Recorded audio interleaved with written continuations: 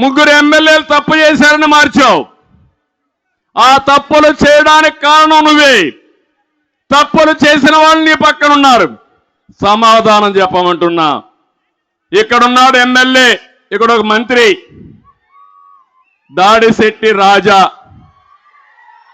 అక్రమాల రాజా, చెక్ పోస్టులో వసూళ్లు, కనీసం మంత్రిని ఆలోచన లేదు. ఈయన మామూళ్ల దెబ్బకు వ్యాపారస్తులు పరార్. అడ్డగోల సంపాదనతో గాంధీనగరంలో 132 ఎకరాలు, పక్కనుండి కొండ, దాన్ని కూడా తవ్వేశాడు. రౌతులపూడి మండలంలో ఎన్నెన్నపట్నంలో 72 ఎకరాలు. ఆంధ్రజ్యోతి వ్యతిరేకంగా రాసిందని ఆ విలేకరిని పొట్టన పెట్టుకున్న వసూళ్ల రాజా ఇంకా ఏం మాట్లాడతాడని అడుగుతున్నా. నేను అడుగుతున్నా ఈ ముఖ్యమంత్రికి, నీకేన కనపడలేదా అని అడుగుతున్నా. సాక్ష్యాలతో సహా ప్రజల్లో చర్చ జరుగుతా ఉంది. ఇంకొక ఆయన ఉన్నాడు కాకినాడ, దందా సామ్రాజ్యానికి ద్వారం తెరిచాడు. ద్వారం, అదే ద్వారం పూడి. ఆయన పెద్ద హీరో. ఇప్పుడు నేను మొన్న పవన్ కళ్యాణ్ మాట్లాడితే ఇష్టానుసారంగా మాట్లాడుతున్నాడు. ఒకటే చెప్తున్నా, మీరు మెక్కినంత కక్కిచ్చే బాధ్యత మేము తీసుకుంటాం. ఖబర్దార్, జాగ్రత్తగా ఉండండి. మొత్తం మీరు చూస్తే జగన్ కు బినామీ, అది మదం.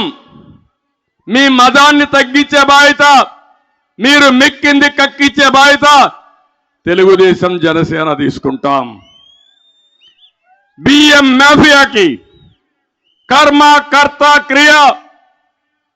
ఈ ద్వారం పూడి, ఈ ద్వారం గేట్లు తెరిచేశాడు. జిల్లాలో ఏది జరిగినా కేంద్ర బిందువు ఈ ద్వారం పూడి. ఈయన ఒక పెద్ద హీరో అనుకుంటున్నాడు. మీ జాతకాలన్నీ మా దగ్గర ఉన్నాయి. మేము అనుకోనుంటే ఆ రోజే మీరు ఎక్కడుండేవాళ్ళో ఒక్కసారి గుర్తుపెట్టుకోమని హెచ్చరిస్తున్నా. 14 సంవత్సరాలు నేను కూడా కన్నెర్ర చేసుంటే ఈ నాయకులు ఎక్కడుండేవాళ్ళని అడుగుతున్నా. అందుకే నేను అడుగుతున్నా, కాకినాడ ఎమ్మెల్యేని మార్చలేవు, కొత్తపేట ఎమ్మెల్యేని మార్చలేవు, ఇంకో పక్క అనపర్తి ఎమ్మెల్యేని మార్చలేవు. కానీ ఈ ముగ్గురు మాత్రం ఏం మాట్లాడరు కాబట్టి మార్చేశావు. ఎస్సీలను మార్చేశావు. అంటే ఎస్సీ నాయకుడు ఎవ్వరు కూడా కనపడకూడదు, వాళ్ళు ఎప్పుడు కూడా స్టెబిలైజ్ కాకూడదు. ముగ్గురు మంత్రులను మార్చావు, ఎస్సీలని, బీసీలను మార్చావు. ఇక్కడ ఒక ఆయన ఉన్నాడు పెద్దిరెడ్డి. నేను అడుగుతున్న సామాజిక న్యాయం అని సిగ్గు లేకుండా యాత్రలు చేస్తున్నారు.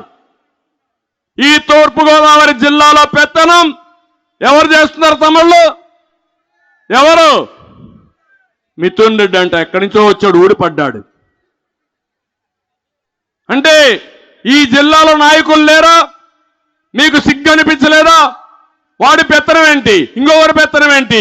ఇక్కడుండే నాయకత్వం పెత్తనం చేయాలి తప్ప బయట వాళ్ళు వస్తే సహించమని మీరు మాట్లాడినప్పుడు వీళ్ళు రారు. ఉత్తరాంధ్రలో విజయసాయిరెడ్డి, సుబ్బారెడ్డి అంటే ఈ వెనుకబడిన వర్గాలంటే, ఇక్కడ స్థానిక నాయకత్వం అంటే లెక్క లేకుండా మళ్ళా వీళ్ళని పెట్టుకొని సామాజిక న్యాయం కోసం పోతున్నారు. ఇక్కడే ఒక బీసీని చూశారు, ఆ సుబ్బారెడ్డి కాళ్ళ కాడ కూర్చునే పరిస్థితి తీసుకొచ్చారు. అందుకే ఆయనకు సీట్ ఇచ్చారు. మంత్రిగా ఉంటే సీటు మార్చారు. ఇక్కడ గెలవడని ఇంకో దగ్గర పంపించే పరిస్థితికి వచ్చారు. ఇది సామాజిక న్యాయం అని అడుగుతున్నా. కాదు, ఇది సామాజిక ద్రోహం. అవునా కాదా? అవునంటే గట్టిగా చెప్పండి, కూడా చెప్పండి.